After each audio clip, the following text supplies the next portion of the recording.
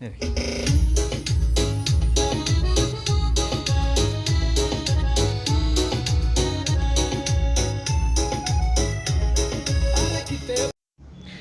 दोस्तों, कैसे हैं आप सब। आप सभी का स्वागत है हमारे YouTube चैनल पर। और आज की कहानी है हनीमून के 4 दिन बहुत ही सुखद बीते और 5वें दिन।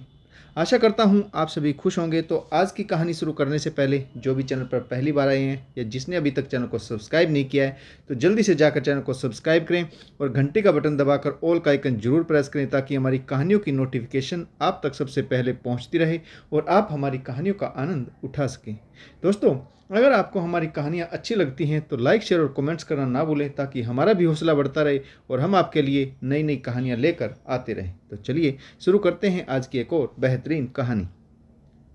विदाई की रस्म पूरी हो रही थी। नीता जी का रो रो कर बुरा हाल था। आंसुओं की झड़ी के बीच वह बार बार नजरें उठाकर बेटी को देखती तो उसका कलेजा मुंह को आ जाता। सारी औपचारिकताएं खत्म हो चुकी थी। टीना धीरे धीरे गाड़ी की ओर बढ़ रही थी। बड़ी बुआ भीगी पलकों के साथ ढेर सारी नसीहतें दे रही थी। टीना, अब तेरे लिए ससुराल ही तेरा घर है, वहाँ सबका ख्याल रखना, सास ससुर की सेवा करना। टीना और नरेश गाड़ी में बैठ गए। दुल्हन के कपड़ों में लिपटी टीना की हालत पर नरेश भावुक हो उठा। उसने धीरे से टीना का हाथ पकड़कर उसे ढांढस बंधाने का प्रयास किया। पति का स्पर्श पाकर टीना को कुछ राहत मिली, वरना उसे लग रहा था कि उसके सारे परिचित पीछे छूट गए। 1 घंटे में टीना अपनी ससुराल की दहलीज पर खड़ी थी। नरेश का परिवार उसके लिए अपरिचित न था। दूर की रिश्तेदारी के कारण अक्सर उनकी मुलाकातें हो जाया करती थी। फिर विवाह की रस्में पूरी होती रही। तीसरे दिन नरेश व टीना हनीमून के लिए शिमला आ गई। दोनों बहुत खुश थे। नरेश के प्यार में खोकर टीना मायके से बिछुड़ने का गम भूल सी गई। हनीमून के 4 दिन बहुत ही सुखद बीते। 5वें दिन टीना को सर्दी और बुखार ने घेर लिया। नरेश चिंतित था। टीना, तुम आराम करो, लगता है यहाँ के मौसम में आए बदलाव के चलते तुम्हें सर्दी लग गई। टीना रोते हुए बोली, मम्मी की बहुत याद आ रही। नरेश टीना को अपनी बाहों में भरते हुए बोला, तो इसमें कीमती आंसू बहाने की क्या जरूरत है, अभी मम्मी से बात कर लो। उसने टीना की ओर मोबाइल बढ़ा दिया। टीना बोली, मुझे मम्मी से ढेर सारी बातें करनी है, प्लीज़ उन्हें मेरी तबीयत के बारे में कुछ न बताना, वरना वे मुझे देखने यहीं आ जाएंगी। मैं मम्मी को जानती हूँ। अपनी मम्मी से बात कर वह अपना दुख दर्द भूल गई।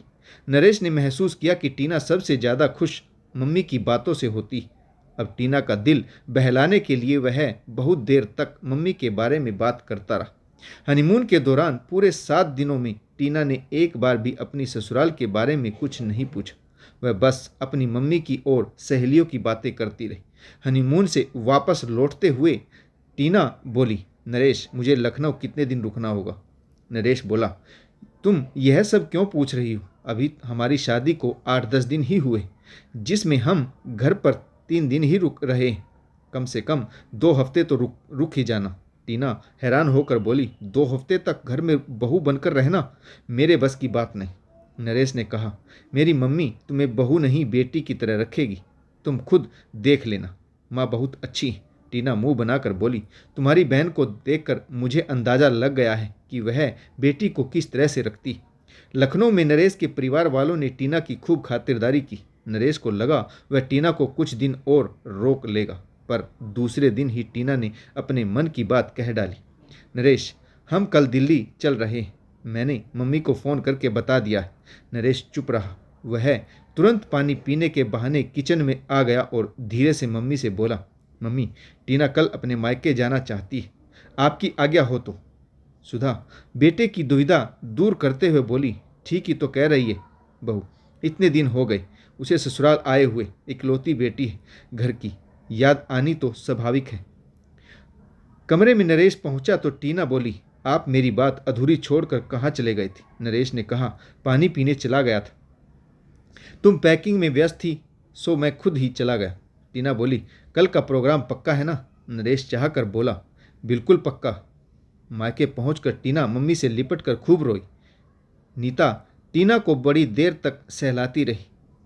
टीना ने अपनी माँ को बाहों में भरकर कहा, मम्मी आप कितनी दुबली हो गई। नरेश टीना को छोड़कर अपने ससुर के पास आ गया। वह उनसे बोला, बाबूजी, बेटी के बिना घर खाली खाली लग रहा होगा।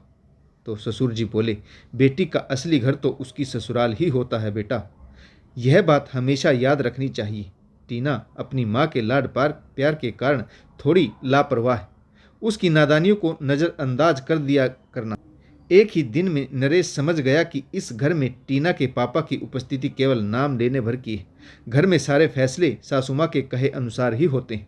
एक हफ्ता बीत गया। टीना का मन लखनऊ जाने का न था। वह तो नरेश के साथ सीधे मुंबई जाना चाहती थी, पर नरेश ने से कहने का वह साहस नहीं जुटा पा रही थी। बेटी को विदा करते समय नीता ने ढेरों हिदायतें दे डाली। नरेश साथ खड़ा सब कुछ सुन रहा था, पर वह बोला कुछ नहीं। उसे ताज्जुब हो रहा था कि उसकी सास ने एक बार भी टीना को अपने सास ससुर की सेवा से संबंधित नसीहत नहीं दी। चलते वक्त वह नरेश से बोली, बेटा, टीना का ख्याल रखना। मैंने जिंदगी की अमानत तुम्हें सौंप दी है। शादी के 3 हफ्तों में ही नरेश को सब कुछ समझ में आने लगा था कि मम्मी के लाड प्यार के कारण टीना की परवरिश एक आम लड़की की तरह नहीं हुई थी। घूमना फिरना, मौज मस्ती करना और गप्पेबाजी उसके खास शौक थे। घर के किसी काम में उसकी रुचि न थी। सामान्य शिष्टाचार में उसका विश्वास न था। छुट्टियां खत्म हुई तो नरेश के साथ टीना भी मुंबई आ गई। नरेश टीना से जितना सामंजस्य बिठाता, टीना अपनी हदें आगे सरका देती। टीना की गुड मॉर्निंग मम्मी के फ़ोन से होती और फिर तो बातों में टीना यह भी भूल जाती कि उसके पति को दफ्तर जाना है। महीने का टेलीफोन का बिल हज़ारों में आया तो नरेश बोला, टीना, मेरी आमदनी इतनी नहीं कि मैं 5,000 रुपये महीना टेलीफोन के बिल का खर्चा उठा सकूं। हमें अपनी ज़रूरतें सीमित करनी होगी। टीना बड़ी लापरवाही से बोली, नरेश, आपके पास रुपए की कमी है तो मैं मम्मी से मांग लेती हूँ। मेरे एक फ़ोन पर वह तुरंत रुपए आपके खाते में ट्रांसफ़र करवा देगी। नरेश बोला, शादी के बाद बेटी को माँ पर नहीं पति पर आश्रित होना चाहिए। टीना ने कहा, मैं अपनी मम्मी पापा की इकलौती संतान हूँ। उनका सब कुछ मेरा ही तो है। पता नहीं किस जमाने की बात कर रहे हो तुम। नरेश बोला, छोटी छोटी चीज़ों के लिए दूसरों पर निर्भर रहना ठीक नहीं होता। टीना खींचते हुए बोली, मम्मी दूसरी नहीं, मेरी अपनी है। नरेश भी जिद पर अड़कर बोला, यही बातें तुम्हें मेरे लिए भी सोचनी चाहिए। मेरे माँ बाप का मुझ पर हक है और हमारा उनके प्रति कुछ फर्ज भी बनता है। पहली बार अपने परिवार की पैरवी नरेश ने की तो टीना खिंच गई। दूसरे दिन नरेश के ऑफिस जाते ही टीना ने सारी बातें अपनी मम्मी को बताई तो वह बोली, ठीक किया तूने। तुम्हारी ससुराल में जरा सी भी दिलचस्पी नरेश को उनकी ओर मोड़ देगी। तुम्हें अपना भला देखना है, ससुराल का नहीं। यह अच्छे से दिमाग में बिठा लेना। शादी के बाद पहली होली पर नरेश ने टीना से घर चलने का आग्रह किया तो वह तुनक कर बोली, होली का त्यौहार मुझे अच्छा नहीं लगता, रंगों से मुझे एलर्जी होती। नरेश दुविधा में पड़ गया। टीना से अनुनय विनय करने लगा। टीना, बड़ों की भावनाओं का सम्मान करना जरूरी होता है। मेरी खातिर तुम लखनऊ चलो, वहाँ सब हमारा इंतजार कर रहे हैं। परंतु टीना ससुराल जाने के लिए तैयार ना थी। तभी नरेश के दिमाग में एक आइडिया आया और वह बोला, टीना, चलो दिल्ली चलते हैं। दिल्ली का नाम सुनते ही टीना तैयार हो गई। होली से 2 दिन पहले वे दिल्ली पहुंच गए। नीता बेटी दामाद को देखकर फूली न समाई। बेटी को होली पर मायके देखकर टीना के पापा बोले, टीना, इस समय तुम्हें मायके के बजाय अपनी ससुराल में होना चाहिए था। यह तुम्हारी ससुराल की पहली होली। नीता जी बेपरवाह माँ की तरह बोली, क्या फ़र्क पड़ता है, टीना यहाँ रहे या ससुराल में। तो बाबूजी बोले, फ़र्क हमें नहीं, हमारे समधी जी को पड़ेगा, जिनका बेटा होली के दिन अपनी ससुराल में पत्नी के साथ। नीता जी ने बीच में ही टोक दिया, बस बस रहने दो, तुम्हें कुछ पता है रिश्ते नातों के बारे में। मैं न होती तो बात बढ़ती देख नरेश बोला, आप दोनों हमें लेकर आपस में क्यों उलझ रहे हैं। टीना यहाँ रह लेगी और चूंकि मेरा यहाँ रुकना ठीक नहीं, इसीलिए मैं लखनऊ चला जाता हूँ। टीना के सामने अब कोई रास्ता ना था।